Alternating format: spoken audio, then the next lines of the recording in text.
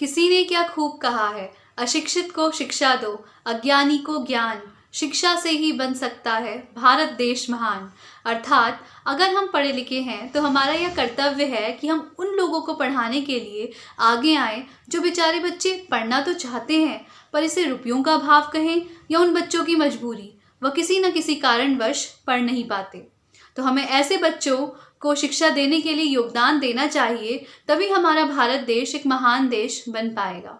तो इसी के साथ नमस्कार दोस्तों, मैं स्मृति कांडपाल शुक्रिया करना चाहती हूँ जेबीपी फाउंडेशन को, आदरणीय निर्णायक मंडल को एवं श्री सेवानंद सर को, जिन्होंने मुझे सुनहरा मौका दिया, एक माध्यम बनाया उस विषय पर बोलने का जो आज की ज़रूरत है और हमारा कर्तव्य भी।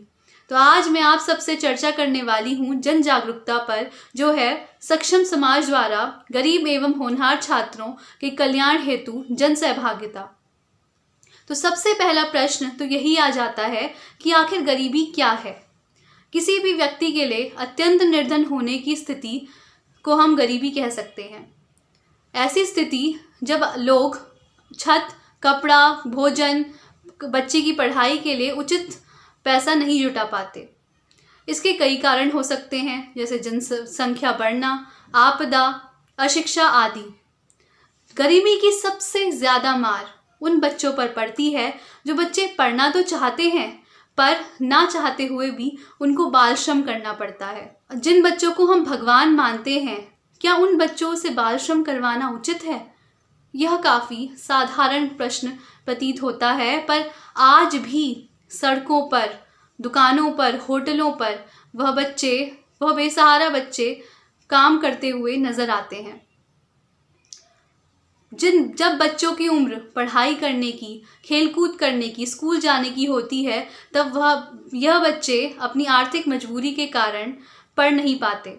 तो अब हम कैसे इन बच्चों की मदद कर सकते हैं? कैसे उनको यह विश्वास दिला सकते हैं कि वह भी और बच्चों की तरह ही आगे बढ़ सकते हैं और पढ़ाई कर सकते हैं? तो सबसे पहला कार्य तो हम यह कर सकते हैं कि हम अपनी पुरानी किताबों और पुस्तकों और कॉपियों को इन बच्चों में बांट सकते हैं। दूसरा कार्य हम यह कर सकते हैं कि हम इन बच्चों को मुफ्त में पढ़ा सकते हैं अपने खाली समय में, और उनको उनकी प्रतिभा के बारे में बता सकते हैं।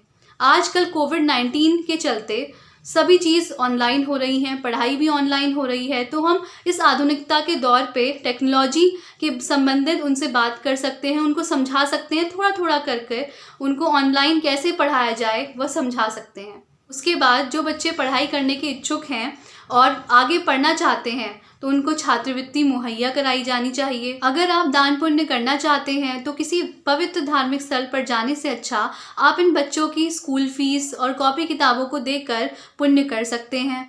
अंतिम तरीका यह हो सकता है कि आप अपने मित्रों के साथ मिलकर एनजीओ या हेल्प ग्रुप्स बना सकते हैं और इन बच्चों की शिक्षा हेतु चर्चा कर सकते हैं और सरकार से उचित कार्यवाही हेतु प्रस्ताव भी रख सकते हैं, और समय समय पर रैली और भाषण प्रतियोगिता जैसी चीज़ें आयोजित करवा सकते हैं ताकि समाज में इस विषय को लेकर जागरूकता बनी रहे। तो अंत में मैं यही कहना चाहूँगी कि काश हर पढ़ा लिखा इंसान एक अशिक्षित गरीब बच्चे को पढ़ाए ताकि कोई बच्चा अनपढ़ ना रह जाए। धन्यवाद।